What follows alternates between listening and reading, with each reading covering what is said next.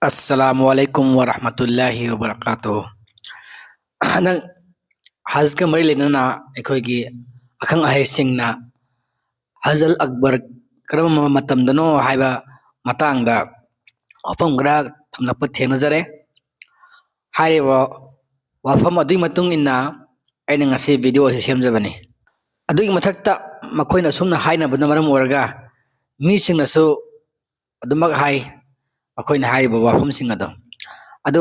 ngasi karai phabu chummano haibdo yeminase. Lamdam sigi akang ahaysing haide alim kharana phongdok pi madudi Hajjal Akbar asi karigumba haj aduda ara faleba matamdu irai nimida taraba adu ebataragadi numin adu madugi haj adu Hajjal Akbar kawi haina miyamda tambi masi wafam asi manipurda khaknatana malemsi muslim kharana sa sumna khannai misconception amane masi madu kadai phau chumlibra habadudi aikoina Quran amasung hadis kangthokuna hangana yenglude nainarude yengsi masi matangda Quran amasung sei hadisna kari takpiri bahaibado haj ki khwaidagi chawbu numit adudi udhiya haibadi qurbani numit aduni udhiya haise arabic wahini adamu arab tadi udhiya haibase hainai qurbani se hainate madu zilhaj ki tarani sobo numit aduni सही हदीस अबदा असुमना पल्ली इब्ने उमर न पाउदम्बिरी मदुदि अल्लाह की रसूल मुहम्मद सल्लल्लाहु अलैहि वसल्लम न पांगथोलिबा हज अदुगी मनुंगी उदिया नमित लेपलदुना हाइकी करी नमित नसी मखोइ खुमकी उदिया की नमित ने मान हाइकी मसिन ख्वाइदगी चावबु नमित नि हज की दी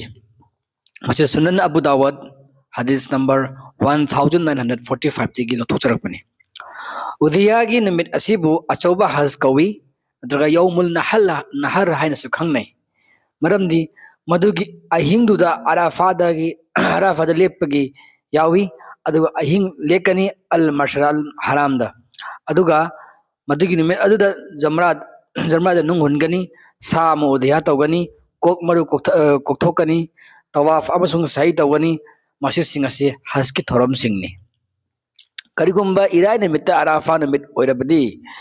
Hajjal Akbar kawi haibadu pura aran mani Islam dharma da haj macha haj asaw haina ani khaidokte masi matang dai mamang gi video da panjagre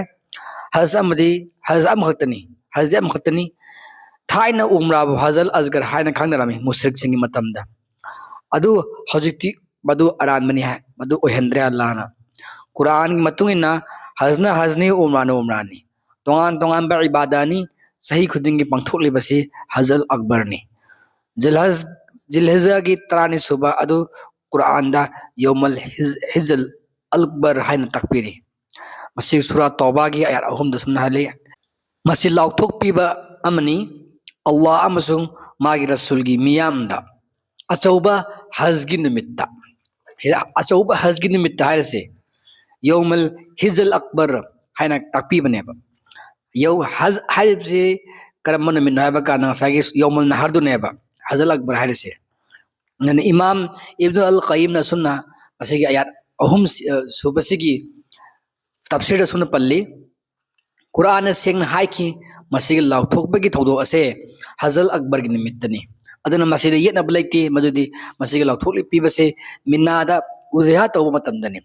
maram aduna masi mayek senglaba pramani madudi haj ki achaubu numit ado udhiya numit aduni masi aunul ma'bud volume number 5 page number 420 lothorokpani irai nimda tarakpa adudi afaba numit amagi manungda taslekpa fam khakiwani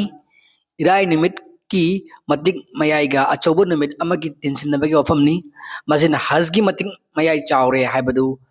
yaroi masina Haj al Akbar kaure haibadu yaroi masina Haj al Akbar ni Akbar numin ni haibadu su yaroi haj di masana sahi khudingi chawraga leirabani